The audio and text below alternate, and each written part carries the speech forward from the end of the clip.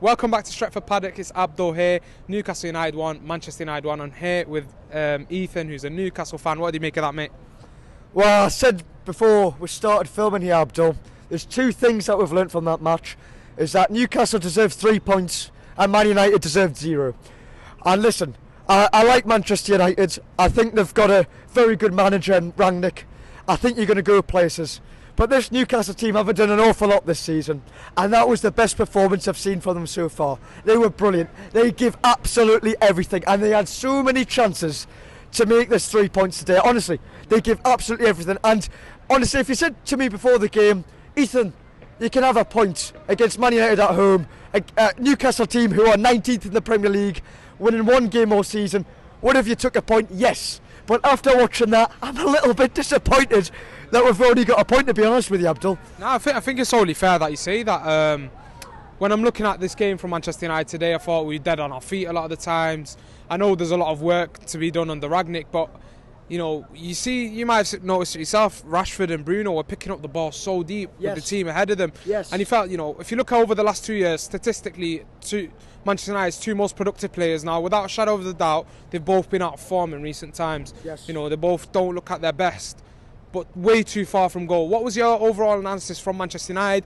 And there were bits where we looked threatening when Cavani come on, and who do you think made the difference to give United that chance back into the game in the second half? Well, the first half was poor. From a Manchester United perspective, it was poor. You didn't create any... I don't remember Martin Dubravka making a save in that first half at all. It was poor. But second half, I believe, you may argue differently, but from what I saw in the stands, it was a 4-2-4. It wasn't a 4-4-2. It was a 4-2-4. You brought off Greenwood, Cavani came on, and who was the other? Sancho come on as well for Fred. It was a 4-2-4, and it made a lot more chances, and you were better. And yes, like you said, players were coming from deep and collecting the ball, but you were creating a lot more chances. Not many clear-cut ones. I don't remember Dubravka making many saves at all. But to be honest, that's why when Man United don't play too well, and they get points from games like this, it's because they have Edison Cavani, they have Cristiano Ronaldo, who can get you points from these games. And that's what's happened in the end. Edison Cavani's popped up with a goal. He's a fantastic player, by the way. He should play more often, in my point of view. Cavani, he's terrific. We saw that last season especially. And yeah, at the end of the day, Man United have those players that can steal you a point. It wasn't a terrific performance, but it stole you a point, and that's what Man United do, sadly. Sorry. Yeah, no doubt. Just to finish things off, give us your whole, from a Newcastle fan's perspective. Obviously, you've had this huge takeover. And it's big for the league as well. As Man United fans, we're going to be looking over, especially in the situation we're in. We're still not breaking cleanly into that top four. We're still not established yet, clearly. Yeah. So from my perspective, I want to see how it'd look if the Newcastle can stay up. What's the difference that it'll make if you guys can cling on and there's somewhere you have? Or do you think you can go down and still rebuild? Because we spoke off camera. I thought the Norwich game you played quite well, but the Clark sending off in that game killed you a bit. So there's been a lot of these games today. You feel like you could get those 3 points against Man United. It would have been a big 3 points. Can you see yourself stay up? And if you go down, do you think it makes a huge difference? Well, if we go down, the project slowed massively. I think from today as well, obviously Newcastle lost St. Maximin and Wilson through injury. They're Newcastle's best 2 players. So it's a massive, massive shame that we've lost them too. Can we stay up? Yes, I think we can. There's a January transfer window coming up.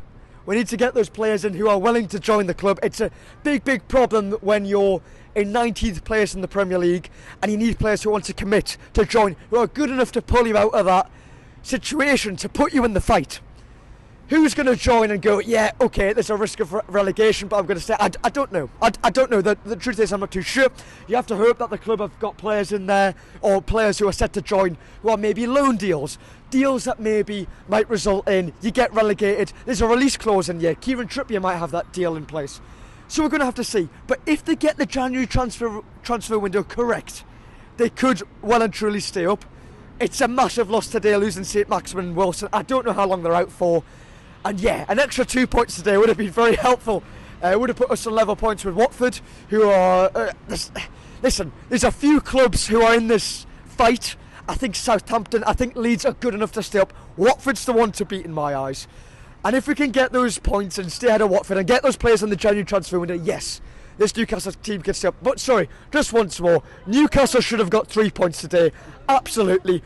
The chance at the end where we hit the post, St Maximin's chance when it was saved, Wilson's chance when it was converted into the back of the net, it probably was offside. It was quickly given as offside. Newcastle should have had 3 points today, and they're unfortunate not to. Manchester United are lucky.